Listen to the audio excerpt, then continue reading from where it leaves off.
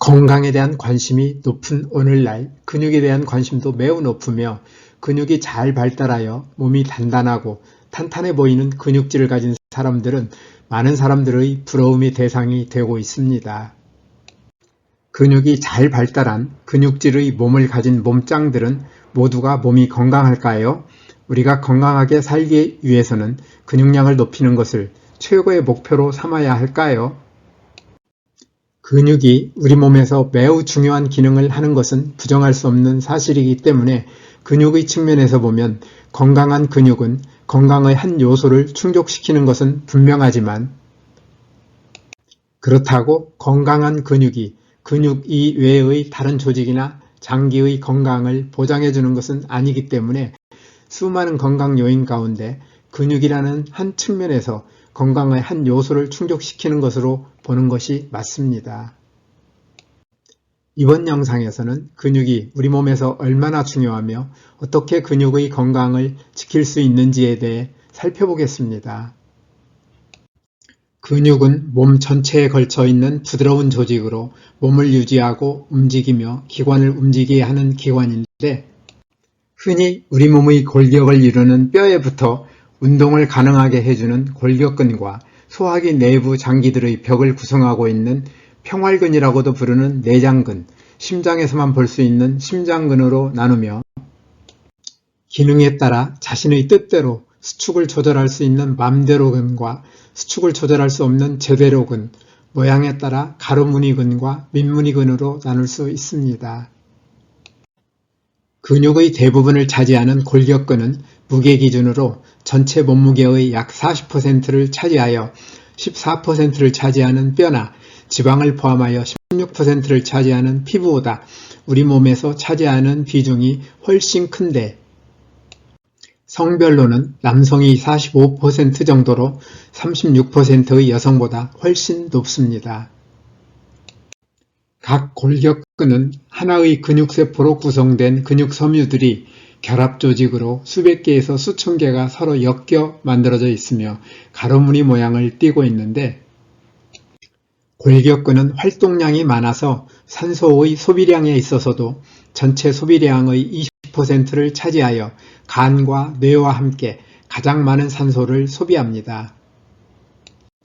우리 몸에는 600개 이상의 근육이 있으며 거의 모든 신체의 움직임은 이러한 근육의 수축에 의해 이루어지기 때문에 우리가 걷거나 말하는 것부터 숨쉬고 음식물이 소화되는 것에 이르기까지 우리 몸은 근육에 의해 움직이는데 근육이 몸을 움직임에 있어서는 맘대로 운동과 제대로 운동의 두 가지 유형이 있습니다. 맘대로 운동은 자신의 의지대로 움직이는 운동으로 이러한 움직임은 신경계를 사용하여 제어하는데 손가락을 움직여 글씨를 쓰거나 음식을 먹는 것이 그 예입니다. 제대로 운동은 자신의 의지와 상관없이 무의식적으로 일어나는 운동으로 심장박동, 가슴과 등의 근육이 숨을 쉴 때 갈비뼈를 움직이는 것이 그 예입니다. 우리 몸의 근육은 맘대로 운동과 제대로 운동을 결합하여 신체의 거의 모든 기능을 수행하는데 여기에는 다음과 같은 다양한 기능이 포함됩니다. 첫째, 근육의 주요 기능은 근육이 수축하면서 움직임을 가능하게 하는 것입니다.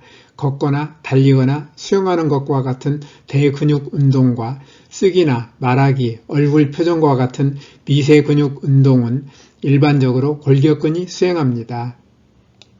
둘째, 근육은 힘줄로 뼈에 연결되어 힘줄과 함께 관절 안정성을 높여줍니다. 무릎과 어깨 관절의 힘줄은 관절의 안정성에 매우 중요하며 배와 등, 골반에 있는 코어 근육은 신체를 안정시키고 웨이트 트레이닝과 같은 동작을 도와줍니다. 셋째, 골격근은 앉거나 서 있을 때 신체를 올바른 자세로 유지하는 데 도움을 줍니다. 근육이 뻣뻣하거나 약하거나 긴장되면 올바른 자세 유지에 문제가 생기며 이런 문제가 장기화되면 어깨나 등, 목의 관절과 근육에 통증이 생길 수 있습니다. 넷째, 온몸으로 혈액을 펌프질하는 근육인 심장과 동맥과 정맥의 근육은 혈액을 온몸으로 순환시키는데 심장근과 평활근은 의지와 상관없이 움직이는 제대로근입니다. 다섯째, 허파 아래에 위치한 돔 모양의 근육인 횡격막은 호흡을 가능하게 합니다. 횡격막이 수축하면 아래로 내려가 흉곽이 넓어져 허파는 공기로 채워지며 횡격막이 이완되면 허파에서 공기를 밀어내 공기가 밖으로 나갑니다. 여섯째, 입에서 항문까지 뻗어있는 위장관의 평활근은 소화를 조절합니다. 위장관 벽의 평활근은 수축과 이완을 통해 연동운동이라는 파동과 같은 운동으로 음식물을 식도를 지나 위로 밀어냅니다. 위의 상부 근육은 이완되어 음식물이 위로 들어가도록 하고 하부 근육은 음식물을 유산과 소화효소와 섞으며 이렇게 소화된 음식물은 연동운동을 통해 위에서 장으로 이동하고 장에서는 근육이 수축하여 찌꺼기를 대변으로 만들어 몸 밖으로 내보냅니다. 일곱째, 콩팥과 오줌보, 콩팥에서 오줌보로 오줌을 운반하는 오줌관, 오줌보에서 몸 밖으로 오줌을 내보내는 오줌길로 이루어진 비뇨기계의 평활근과 골격근은 오줌을 몸 밖으로 내보냅니다. 여덟째, 출산할 때 자궁의 평활근은 확장하고 수축하여 아기를 질 안으로 밀어내며 골반에 붙어있는 골반 바닥 근육은 아기의 머리를 산도를 따라 아래로 유도하여 출산을 도와줍니다. 아홉째, 눈 주변에 있는 6개의 골격근은 눈의 움직임을 제어하여 물체를 잘 볼 수 있게 합니다. 이 근육들은 안정된 이미지를 유지하게 하고 주변 영역을 탐색하게 하며 움직이는 물체를 추적하게 합니다.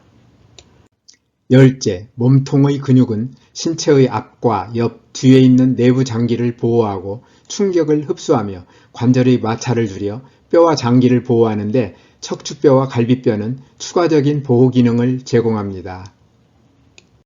11번째, 체온을 적정 수준으로 유지하는 것도 근육의 중요한 기능 가운데 하나입니다. 체온이 최적 수준 아래로 내려가면 골격근은 활동을 증가시켜 열을 발생시키는데 사람 몸 안에서 만들어지는 열의 85%는 근육 수축에서 발생합니다. 앞에서 살펴본 것처럼 근육은 우리 몸에서 심장 박동이나 호흡, 달리기, 점프 등 모든 신체 기능에 중요한 역할을 하기 때문에 어떤 근육이 손상되면 손상된 정도에 따라 손상된 근육과 관련된 움직임이나 말, 숨쉬는 것을 포함하여 모든 기능에 중대한 영향을 미칠 수 있는데 이것이 근육질환입니다.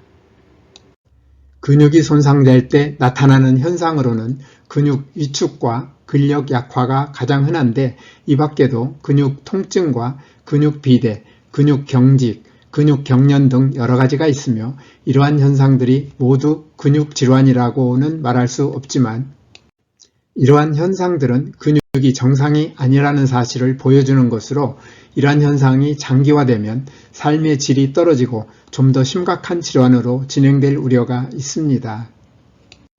사람들은 근육이 정상 상태가 아니라는 징후가 나타날 때 얼마 동안은 참고 지내다가 정도가 점차 심해지면 병원에 찾아가게 되는데 우리나라에서 근육에 생긴 각종 장애로 진료를 받은 사람은 해마다 50만 명 수준을 유지하고 있습니다. 근육질환은 근육의 직접적인 이상으로 발생하는 원발성 근육질환과 신경계를 비롯하여 근육 이외의 기관에 생긴 문제가 근육에 나타나는 질병으로 나눌 수 있는데 신경계나 근육 이외의 다른 기관에서 생긴 질병에서 비롯된 근육질환은 문제가 된 질병을 고쳐야 근육에 나타나는 질병이나 장애를 해결할 수 있으므로 여기에서는 원발성 근육질환을 중심으로 살펴보려 합니다. 근육질환으로는 점진적으로 근육이 약화되고 소모되는 유전성 질환인 근이영양증, 신체의 면역체계가 신경과 근육의 연결 부위를 공격하여 신경 자극이 근육으로 전달되지 못하여 생기는 자가면역성 신경근육질환인 중증 근무력증, 근육에 염증이 생겨 근육섬유가 손상되는 근육염 등이 있는데 근육질환을 낫게 하는 마땅한 치료 방법이 없는 경우가 많아 증세를 완화하거나 질병의 진행을 지연시켜 삶의 질을 높이기 위하여 물리치료나 스테로이드와 같은 면역 억제제 등으로 치료하고 있습니다. 지금까지 우리가 살아가는 데 있어 근육이 얼마나 중요한지와 근육질환에 대해 알아보았는데요. 이제 이러한 근육질환을 예방하고 치유하는 방안에 대해 살펴보겠습니다. 통증을 포함한 근육질환 증상 완화를 목표로 하는 치료로는 성공하여도 증상이 완화될 수 있을지는 모르지만 근육질환을 낫기는 어렵습니다. 그렇다면 가장 좋은 대응 전략은 무엇일까요? 근육질환 때문에 생기는 통증을 포함한 여러 증상들은 이러한 증상의 원인이 되는 근육질환을 고쳐달라는 우리 몸의 간절한 호소임을 명심하고 근육질환의 원인을 제거해야 낫는다는 사실을 반드시 기억해야 합니다. 사람들은 병을 고치는 것은 병원 몫이라 생각하여 병원 치료에 몸을 맡기고 자신은 아무런 노력도 하지 않으려 하기 쉬운데 질병의 원인을 제공한 내가 변하지 않으면 질병은 낫기 어렵습니다. 그런데 근육질환의 원인은 무엇일까요? 하나의 세포에는 DNA와 RNA 같은 핵산을 구성하는 기본 단위로 인산과 오탄당, 염기의 세 가지 성분으로 이루어진 유기분자인 뉴클레오타이드가 60억 개 들어있으며 이 뉴클레오타이드 가운데 많게는 하루 동안 100만 개까지 손상되는데 이렇게 손상된 뉴클레오타이드들은 원래의 모습으로 복구되어야 이 뉴클레오타이드들로 구성된 유전자가 제 역할을 할 수 있으며 이렇게 손상된 뉴클레오타이드들이 복구된 유전자는 유전자의 스위치가 적절히 켜져야 이 유전자가 들어있는 세포는 제 역할을 할 수 있습니다.